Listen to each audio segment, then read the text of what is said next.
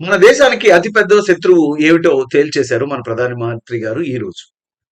మీరేమనుకుంటున్నారు? పాకిస్తాన్ అనుకుంటున్నారా? అది కాదు. అది కానే కాదు. మరేమిటి?